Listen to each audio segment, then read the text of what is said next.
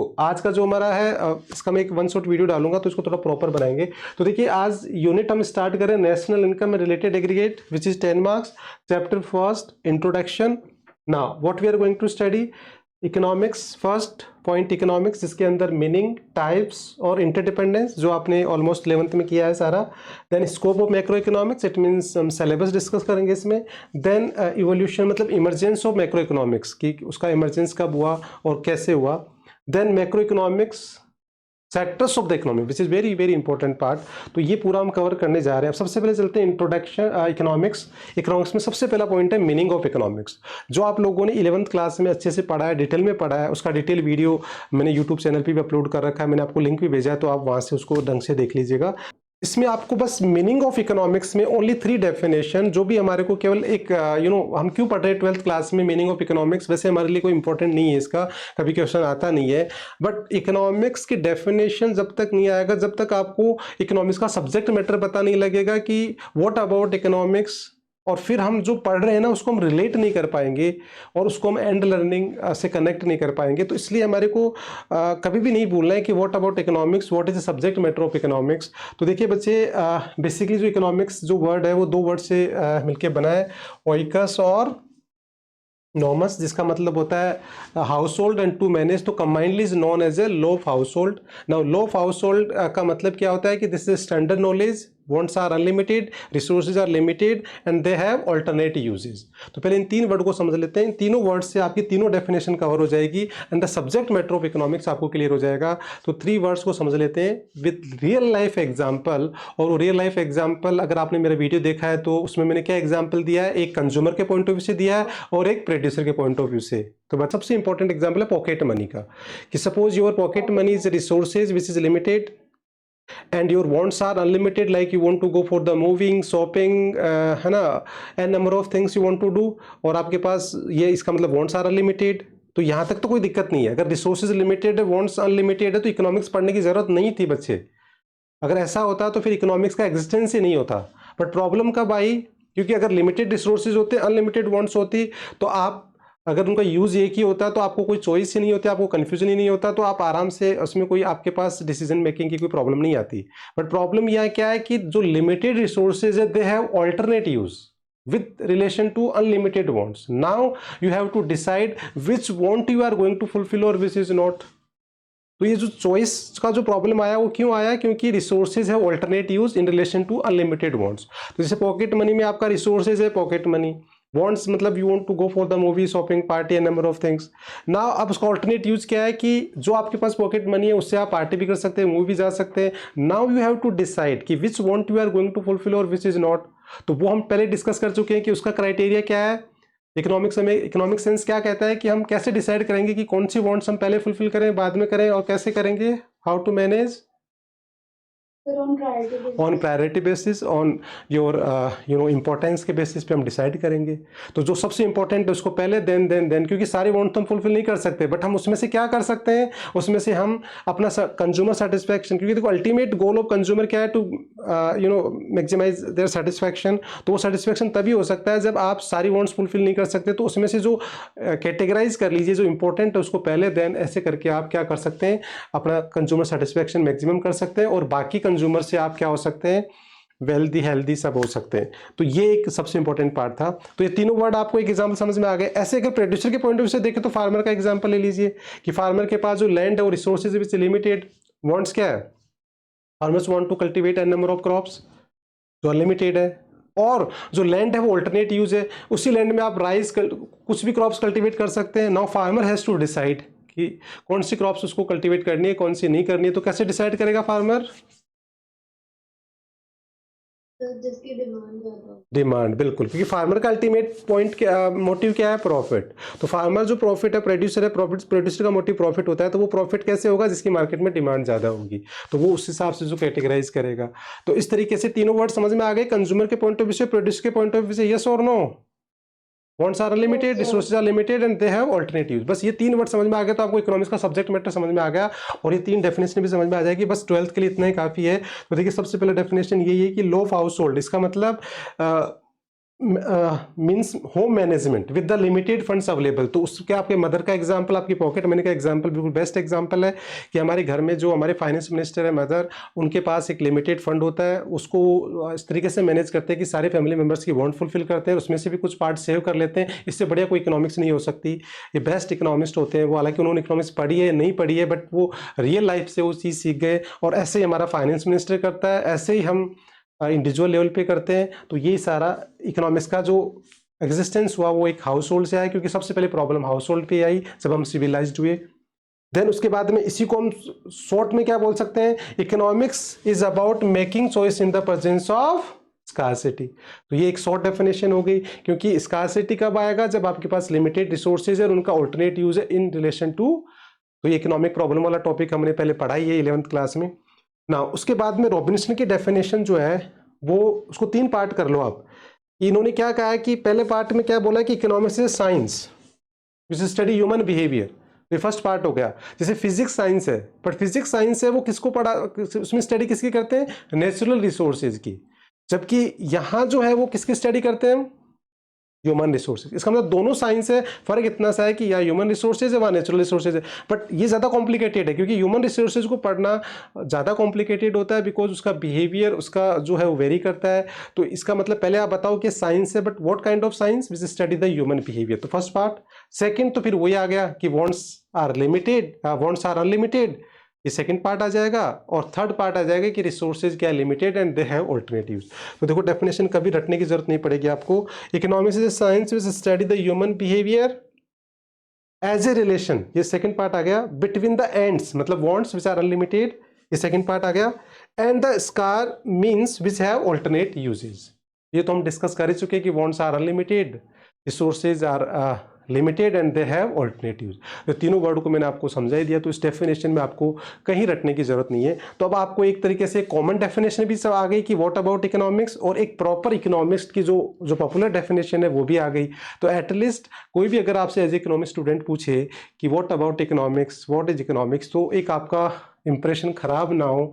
और दूसरा, हमारे को अगर सब्जेक्ट मैटर क्लियर है तो हम आगे इकोनॉमिक्स के टॉपिक्स को रियल लाइफ से रिलेट कर सकते हैं, और उससे हमारे को लर्निंग बेटर हो सकती है। तो यही एक ऑब्जेक्टिव था मीनिंग पढ़ाने का। I hope it's clear. अब ये वाला टॉपिक आपने पहले ही 11th में बहुत अच्छे से पढ़ा है कि इकोनॉमिक्स में 2 पार्ट होते हैं। तो अब इसका एक हम फ्लो चार्ट से डिस्कस कर लेते हैं। देखिए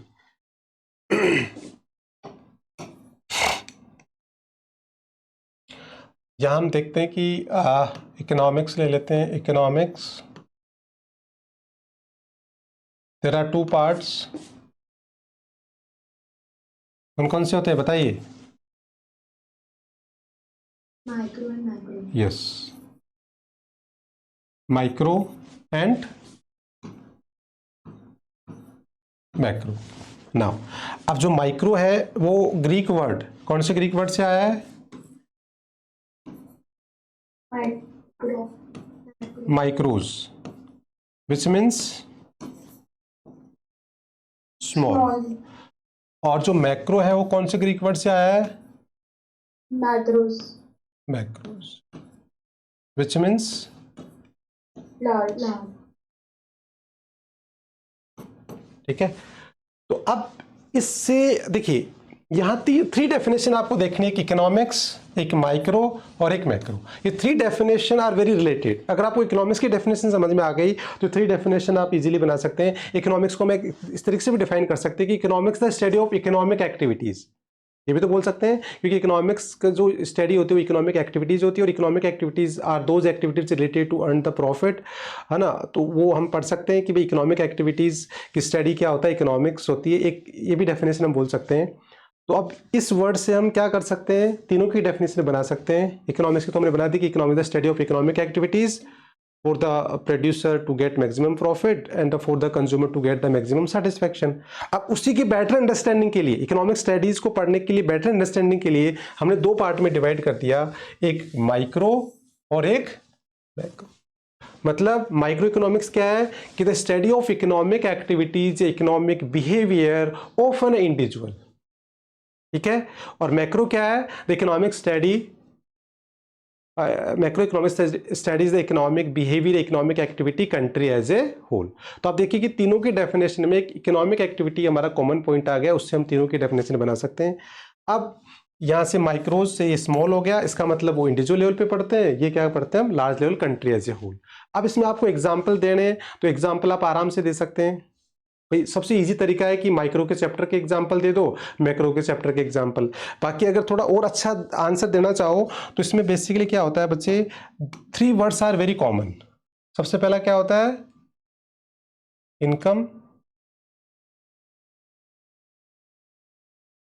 आउटपुट और price. These are the 3 words which are very common for both.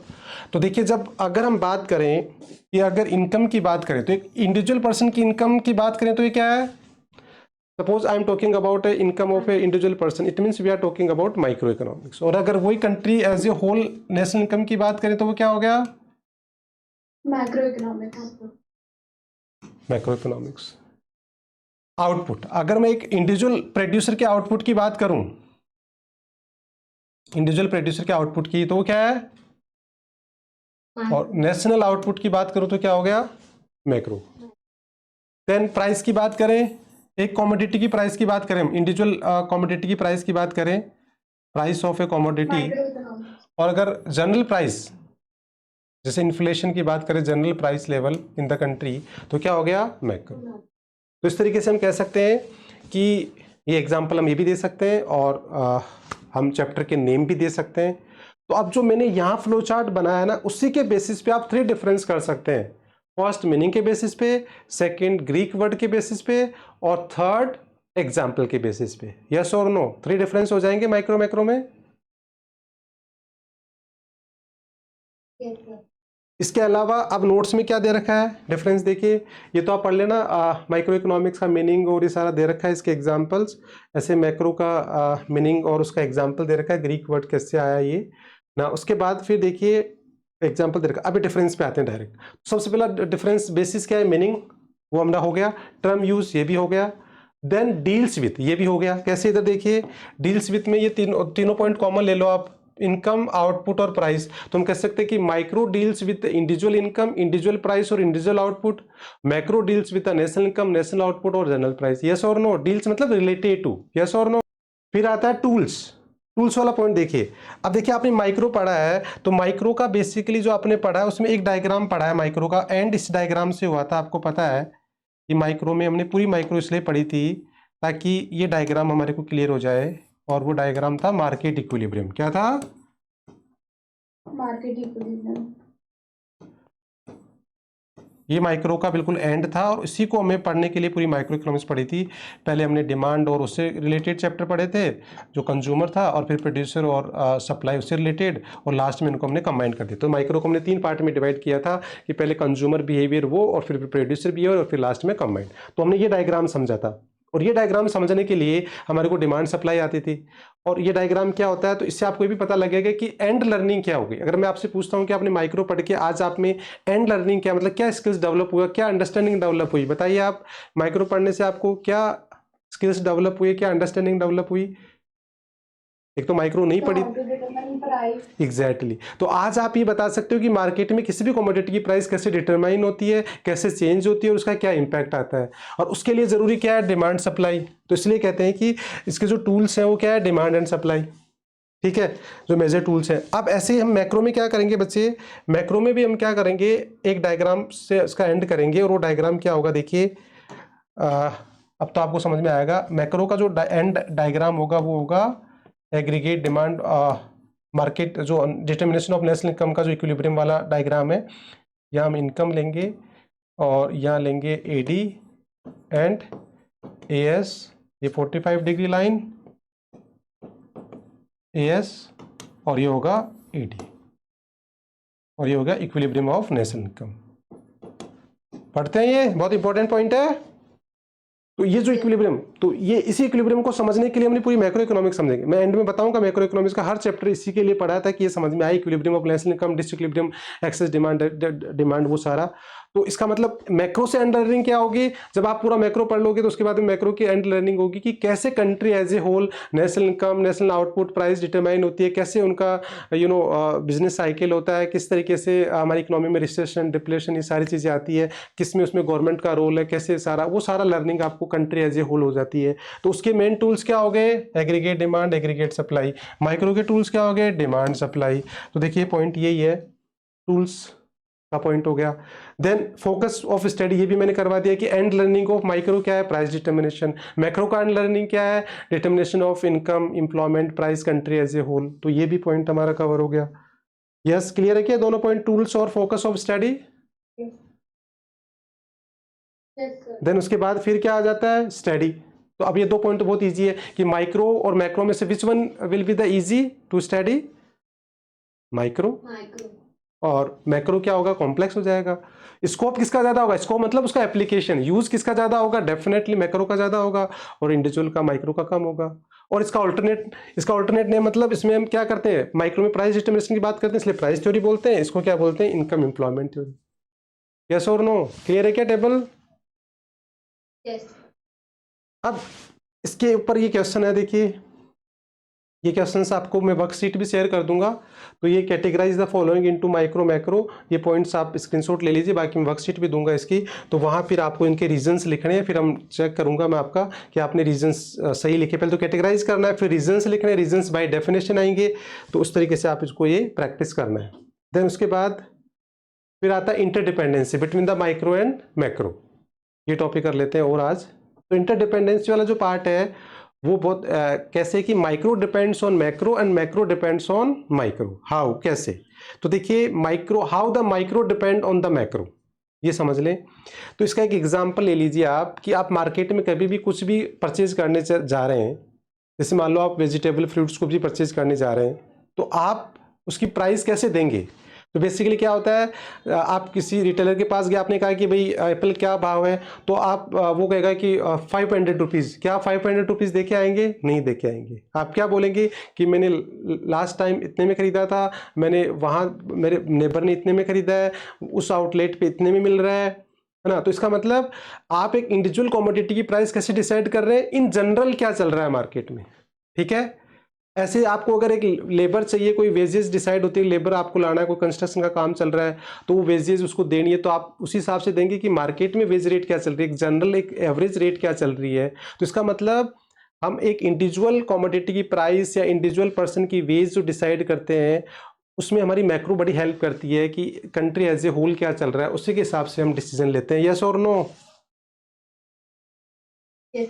तो इस तरीके से ये दोनों एग्जाम्पल दे रखे हैं कि how the micro depend on macro. फिर उसके बाद में आता है मैक्रो इकोनॉमिक्स, कि मैक्रो इकोनॉमिक्स माइक्रो पे कैसे डिपेंड होती है। तो बहुत ईजी है, क्योंकि आपको पता है, ये तो आपको पढ़ते समझ में आ जाएगा कि suppose if you want to calculate the national income, तो national income without the individual हो ही नहीं सकता। National income equals to sum of all individual income. Suppose you want to calculate the aggregate demand, total demand, to sum of individual demands. तो इसका मतलब हम कह सकते हैं कि बोथ आर इंटरडिपेंडेंट। देखो डिफरेंस है, बट इसका मतलब ये नहीं कि बिल्कुल सेपरेट है। इंटरडिपेंडेंसी है, तो बिना माइक्रो के मैक्रो नहीं समझ सकते, बिना मैक्रो के माइक्रो। तो इंटरडिपेंडेंसी भी इनमें होती है, ठीक है। टॉपिक क्या है, after independence of micro and macro, now next topic is scope of macro economics. तो बच्चे स्कोप ऑफ मैक्रो इकोनॉमिक्स है, ये बेसिकली 1 मार्क्स के लिए आता है, और इसमें बस आपको एक 1 वर्ड तैयार करना है, दैट इज स्कोप ऑफ, मतलब एरिया ऑफ स्टडी। तो ये कीवर्ड आपको इसमें देख लेना है, area of study, this is the keyword जो आपको देखना है। तो 1 वर्ड में टॉपिक खत्म हो जाता है। देखो स्कोप ऑफ एनी सब्जेक्ट हो सकता है, जैसे अभी भी मैक्रो के स्कोप की हम बात कर रहे हैं, वैसे ही किसी भी सब्जेक्ट, इकोनॉमिक्स के स्कोप हो गया, अकाउंट्स हो गया, जीएसटी हो गया, हिस्ट्री हो गया, तो किसी भी सब्जेक्ट के स्कोप की अगर कोई डेफिनेशन आता है, क्वेश्चन आता है, तो उसमें बस आप एक 1 वर्ड लिखेंगे कि it refer to the area of study of a particular subject.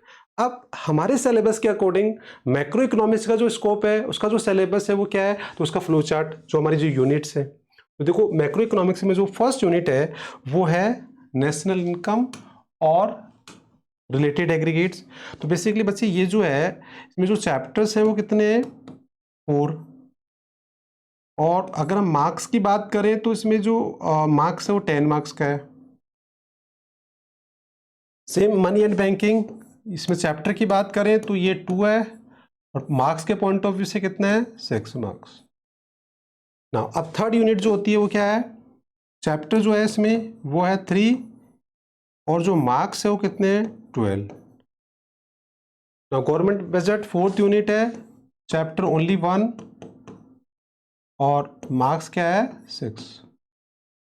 Last में जो बैलेंस ऑफ पेमेंट है ये चैप्टर इसमें क्या है 2 और मार्क्स है 6।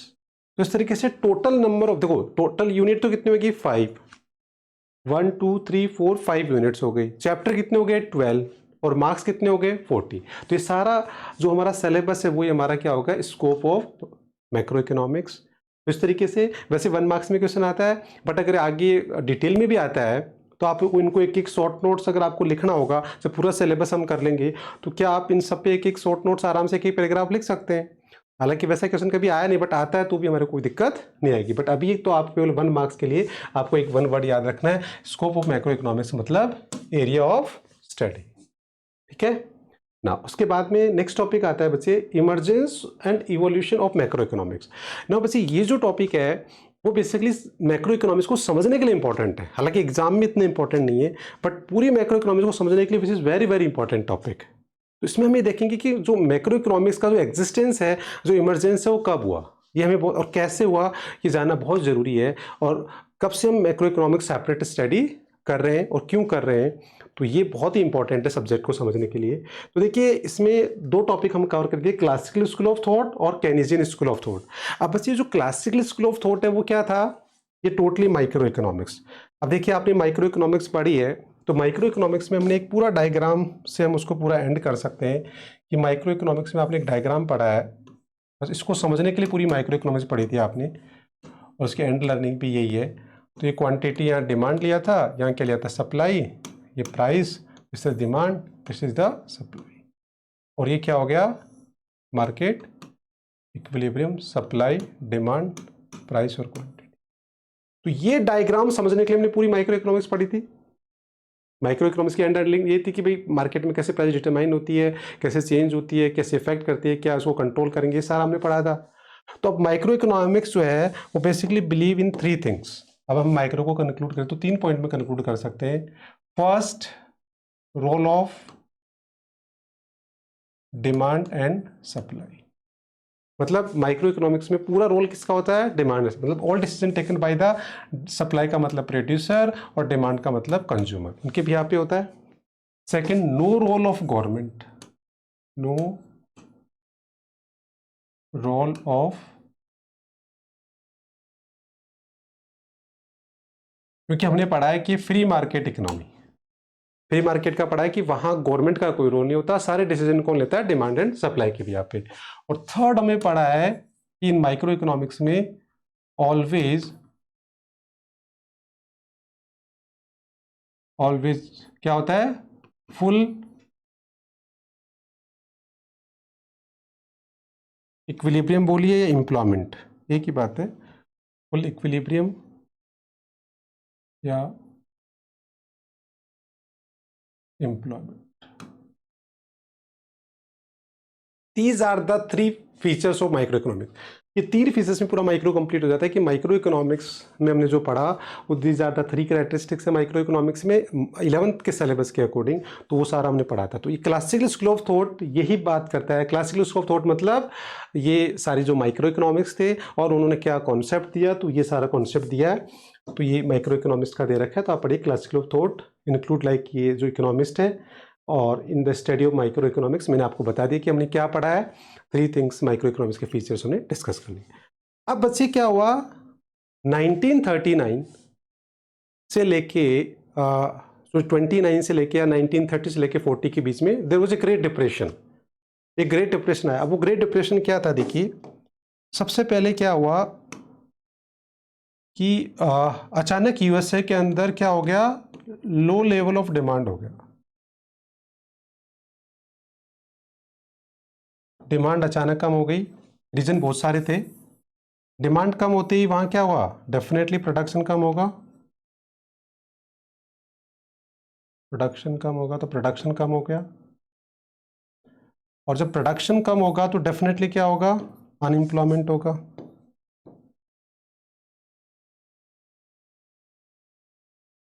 अनएम्प्लॉयमेंट होगा, और जब अनएम्प्लॉयमेंट होगा तो लोगों की इनकम क्या हो जाएगी, कम हो जाएगी।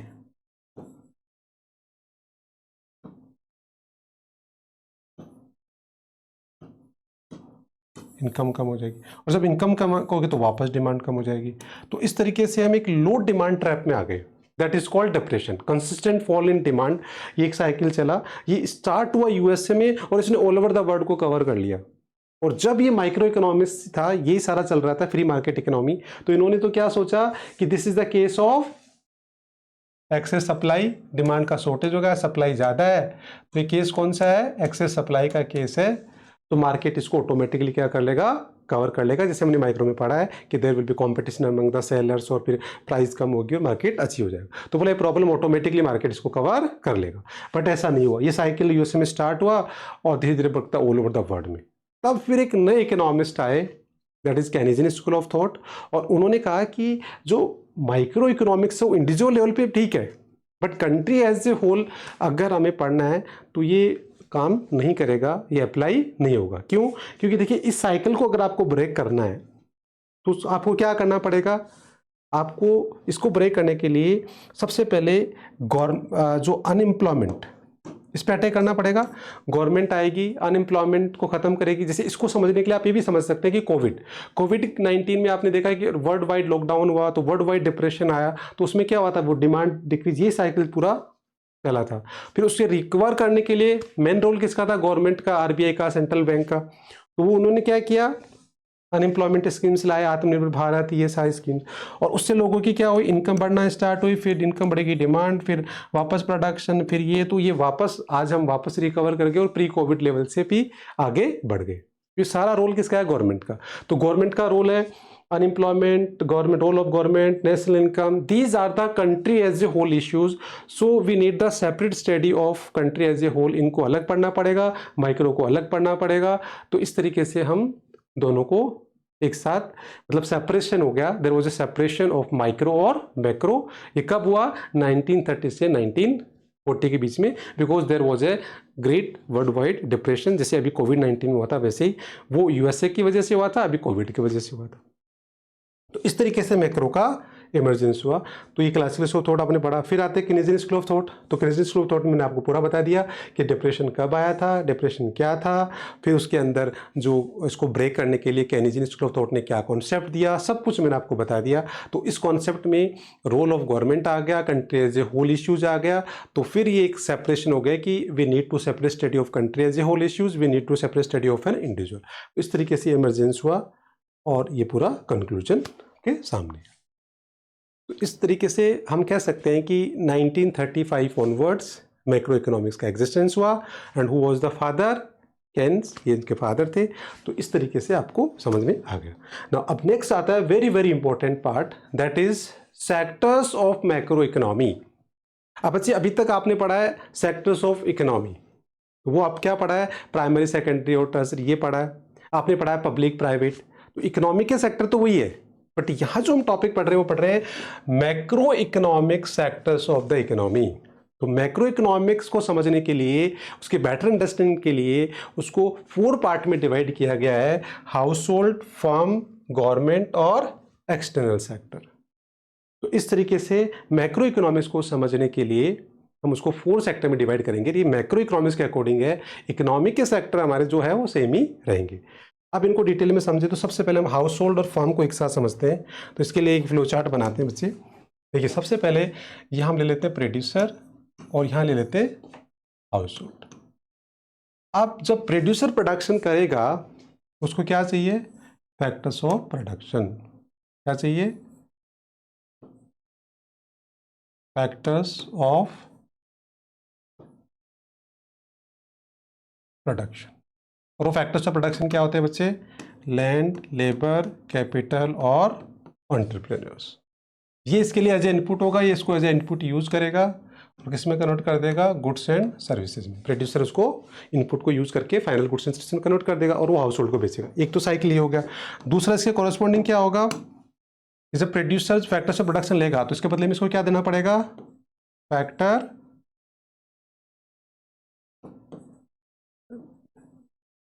पेमेंट देना पड़ेगा। और वो क्या होगा, अगर प्रोड्यूसर ने लेबर यूज किया तो वेजेस देगा, लैंड किया तो रेंट देगा, कैपिटल किया तो इंटरेस्ट देगा, और अगर एंटरप्रेन्योर मतलब पार्टनर्स ऑफ बिजनेस तो उसको प्रॉफिट देना पड़ेगा। तो फैक्टर पेमेंट देना पड़ेगा। ऐसे जो हाउस होल्ड यूज करेगा तो फ्री में तो वो भी यूज नहीं करेगा, उसको भी क्या करना पड़ेगा, payment for goods and services. तो इस फ्लो चार्ट से हम ये देख सकते हैं कि what are the role of households in the economy, what are the roles of producer in the economy, और उसी से फिर हम डेफिनेशन बनाना सीख लेंगे और वही हमारा कॉन्सेप्ट क्लियर हो जाएगा। तो देखिए इस फ्लो चार्ट में आप देखेंगे कि हाउस होल्ड है, उसके देयर आर 2 रोल्स। सबसे पहला रोल वो एसेंशियल कंज्यूमर है, कि वो क्या करता है, फाइनल गुड्स एंड सर्विसेज जो प्रोड्यूसर प्रोड्यूस करता है उसको कंज्यूम करता है, परचेज करता है, उसके बदले में पेमेंट देता है। सेकेंड, वो owner of the factors of production है, क्योंकि जो प्रोड्यूसर हाउस होल्ड है वही सारे फैक्टर्स ऑफ प्रोडक्शन प्रोवाइड करवाता है, लैंड, लेबर, कैपिटल, वो owner of factors of production. तो there are 2 role of household, और उसी से हम इसकी डेफिनेशन बना सकते हैं कि जो हाउस होल्ड्स है उसके 2 रोल होते हैं, तो उसी से उसकी डेफिनेशन बन जाएगी। ये देखिए हाउस होल्ड की definition, are the owner of the factors of production and the essential consumer. अब यहाँ देखिए प्रोड्यूसर के क्या रोल है, अगेन प्रोड्यूसर के भी there are 2 role in the economy. First वो क्या करता है, producing the goods and services, converting of input into output, और सेकंड वो क्या करता है, make the factor payment in the form of page rent interest to household. तो ये दोनों रोल को हम क्या कर सकते हैं, यहाँ बता के ये भी हम प्रोड्यूसर को भी डिफाइन कर सकते हैं। तो आई होप दोनों सेक्टर आपको बहुत अच्छे से समझ में आ गया होगा, रटने की जरूरत नहीं है, बिकॉज इनके रोल को आइडेंटिफाई कर लो, उसी से हम डेफिनेशन बना लेंगे, उसी से हम इजीली समझ लेंगे। अब आता है गवर्नमेंट। ये गवर्नमेंट क्या होता है, तो बेसिकली देखो बच्चे, गवर्नमेंट जो होता है वो उसको हमारी इकोनॉमी में देयर आर 3 रोल होते हैं गवर्नमेंट के। एक गवर्नमेंट क्या होता है, प्रोड्यूसर होता है, एक वेलफेयर एडमिनिस्ट्रेशन करता है, और एक कंज्यूमर होता है। वेलफेयर एडमिनिस्ट्रेशन आप देखते हो, लॉ ऑर्डर को मेंटेन करना, सब्सिडी देना, ये सारे रोल होते हैं गवर्नमेंट के। प्रोड्यूसर आपने देखा जैसे राजस्थान में इलेक्ट्रिसिटी बोर्ड राजस्थान के पास है, रेलवे है, डिफेंस है, तो बहुत सारे ऐसे गवर्नमेंट एंटरप्राइजेज है जो अभी गवर्नमेंट प्रोडक्शन करती है for the welfare, but ultimately producer भी है। थर्ड, कि वो सारा प्रोडक्शन करती नहीं है तो वो मार्केट से भी खरीदती है। तो जैसे फॉर एग्जांपल कोविड के टाइम में वैक्सीन था, गवर्नमेंट को सबको वैक्सीनेशन करना था, तो उसने प्राइवेट प्रोड्यूसर से खरीदा, और तो एज ए कंज्यूमर। तो ऐसे बहुत सारी एरियाज हैं जहां गवर्नमेंट क्या करती है, अपने इंप्लॉइज के लिए, वेलफेयर के लिए वो मार्केट से भी खरीदते, तो हम कह सकते हैं कि वो कंज्यूमर। तो मैक्सिमम रोल जो है गवर्नमेंट के, देयर आर 3 रोल्स, और उन तीनों रोल को मिला के हम क्या बना सकते हैं, डेफिनेशन बना सकते हैं। देन फिर उसके बाद में आता है बेटा एक्सटर्नल सेक्टर और रेस्ट ऑफ द वर्ल्ड। तो बाई नेम इज क्लियर है, रेस्ट ऑफ द वर्ल्ड मतलब हमारी कंट्री को छोड़ के बाकी सारी कंट्रीज हमारे क्या है, रेस्ट ऑफ द वर्ल्ड है, हमारे लिए एक्सटर्नल सेक्टर है। और जो इन हमारी कंट्री में और बाकी कंट्रीज में जो कनेक्शन होता है उसी से हम डेफिनेशन बना सकते हैं। तो देखो मैक्सिमम जो कनेक्शन होता है वो क्या क्या होता है, एक होता है नेट एक्सपोर्ट, जिसमें एक्सपोर्ट माइनस इंपोर्ट। तो इसका मतलब होता है कि हमारे पास कुछ सरप्लस गुड्स होती है तो हम वो बेच देते हैं, हमारे पास शॉर्टेज होती है उसको खरीदते हैं। तो इस तरीके से हम एक्सटर्नल वर्ल्ड से, अदर कंट्री से ऐसे एक्सपोर्ट से कनेक्टेड है, इंपोर्ट एक्सपोर्ट से।